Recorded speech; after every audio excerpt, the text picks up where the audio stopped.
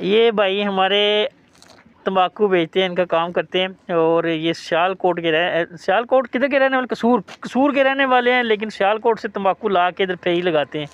आज ये यहाँ पे भी रुके हैं, कह रहे हैं मैं बड़ा परेशान हूँ। ये पेट्रोल डलवाया इन्होंने, तो कह रहे हैं जी मैं बड़ा परेशान हूँ कि आज मोटरसाइकिल 5वीं दफ़ा गालबन पंचर हो गया है और इतनी कमाई नहीं हुई जितना जो है। भाईजान ने पेट्रोल ਤੁਹਾਨੂੰ मेरी तरफों ठीक है? नहीं खैर कोई गल नहीं, सिरैन तुसीं मेहनत कर निकले हो, कोई गल नहीं। पेट्रोल ਤੁਹਾਡਾ ਜਿਹੜਾ है मेरी तरफों ठीक है। ये भाईजान जनाब जा रहे सी ते इत्थे थोड़ा परेशानी पिछू पैदल लैके आए ते कोई गल कोई गल ठीक है। ते भाई थोड़े परेशान सी और ये तंबाकू लैके आए, तो मैं कहा जी तुसीं परेशान ना हो, अल्लाह बेहतर करेगा। तो टायर भी अगर चेक कराने तो अगे थोड़ा जहा अगे चलो, बरानी अड्डे बेशक चेक करवा लो।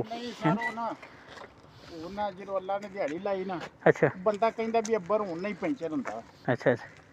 ਤੇ ਮੈਂ ਇਹ ਸੋਚਿਆ ਵੀ ਸ਼ਾਇਦ ਨਾ ਹੀ ਹੋਵੇ, ਤੇ ਜੇ ਨਾ ਹੋਇਆ ਤੇ ਕੰਮ ਚੱਲੀਏ, ਇਹਦਾ ਜੇ ਹੋ ਗਿਆ ਤੇ ਫਿਰ ਤਮਾਕੂ ਵੇਚ ਕੇ ਤੇ ਪੈਰ ਪਵਾ ਲਾਂਗੇ। ਚਲ ਕੋਈ ਨਹੀਂ, ਅੱਲਾ ਆਸਾਨੀਆਂ ਕਰੇਗਾ इंशाल्लाह। ठीक है जी, अल्लाह हाफिज़ जी, कोई गल नहीं। सब इन्हों का जनाब मोटरसाइकिल 4-5 दफ़ा पंचर होया और बड़े परेशान जी। कह रहे आज सिर्फ आधा किलो 2 जगह तो विकया है, वो भी बड़ा घट जाए ना, खर्चा भी नहीं पूरा हो रहा। तो इस वास्ते मैं क्या कि चलो इन्होंने पेट्रोल साड़ी गिफ्ट करने। अल्लाह ताला इन्हें रिज़्क़ बरकत दे, मेहनत कर निकले, इन्हों का साथ देना साडा हक बनदा है।